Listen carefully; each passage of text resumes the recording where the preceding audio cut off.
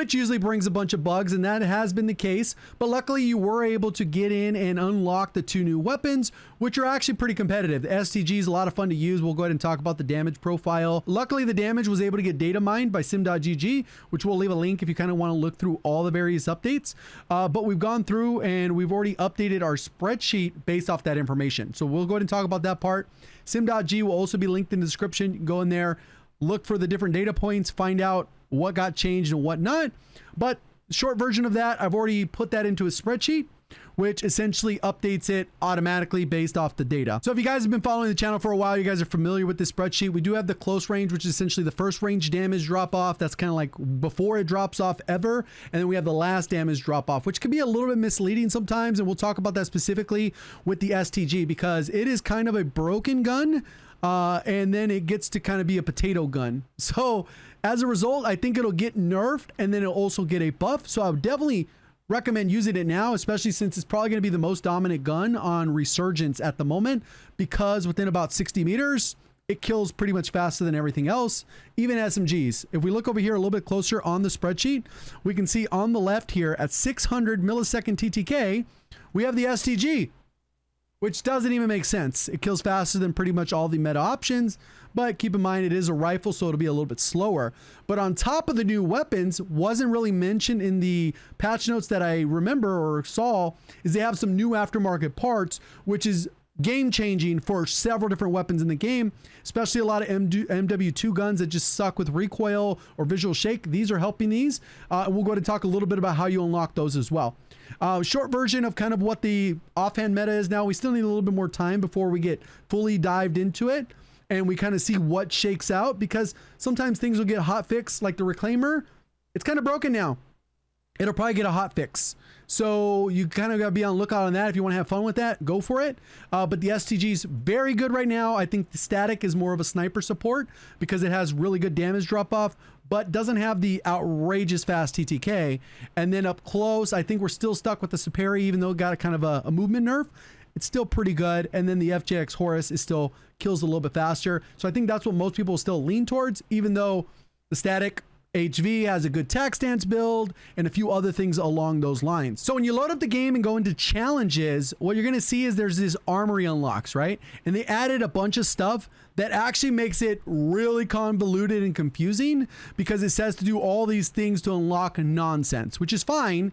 But what they didn't do is they didn't include the extra attachments in this category. So they're going to be completely hidden to you. So what you're going to have to do is, if you want both of these very good attachments, and this is kind of like the Jack BFB before they got nerfed. Obviously that was kind of like the main go-to for everyone. This is the exact same thing with the Quartermaster suppressor as well as the underbarrel, which we'll talk about. How to unlock these is you have to actually go into the muzzle, tab over to the left, and all the way at the end of that, you'll get an attachment there where you can actually activate it. So that is a primary unlock, and you'll select both this attachment that we just looked at, which is the suppressor, Quartermaster suppressor. And you can kind of see the benefits, drawbacks, off the radar recoil kick. But look at how much the recoil, horizontal recoil kick is, minus 23%. That's more than the Cassis break, in addition to getting some other benefits at a penalty of slightly slower movement or ADS speed and sprint to fire.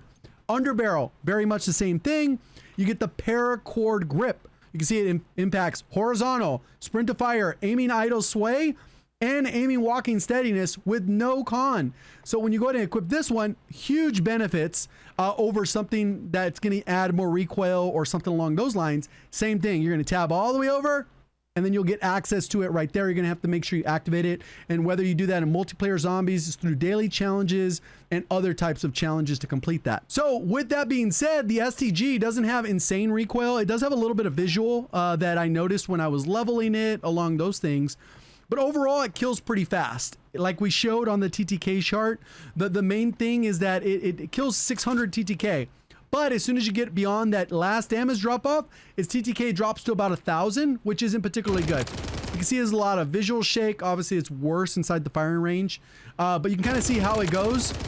The whole gun is doing that little bit of wobble movement. So when we go over here, the recoil just goes up in like an S curve up and to the right.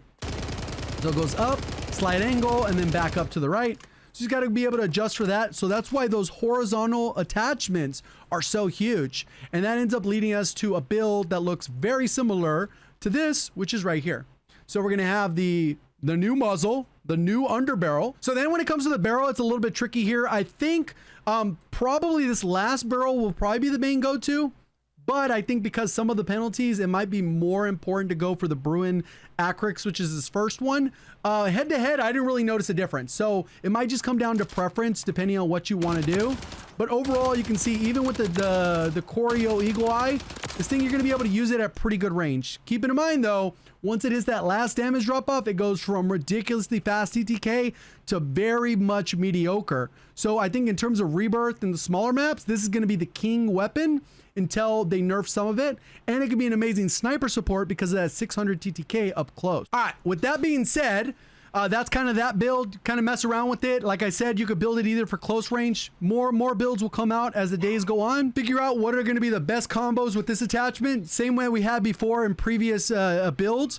Where it's like, well, it's better to use this muzzle with this suppressor or whatever the heck it is. Then when it comes to the static HV, it's a little bit of a double edge because it gives you the extra attachment because you don't have to put on a magazine, but there's not really any good attachments to put on in the extra spot. If you put on a laser, it's going to be visible. You might want to go with the optic if you don't really like the iron sights, but they're generally pretty even. And then ammunition, it doesn't even give you all the ammunition types. So you couldn't put on a high velocity or whatever the heck the case would be, so you can get that extra bullet velocity. So you kind of build it out pretty much similar to what we've had before.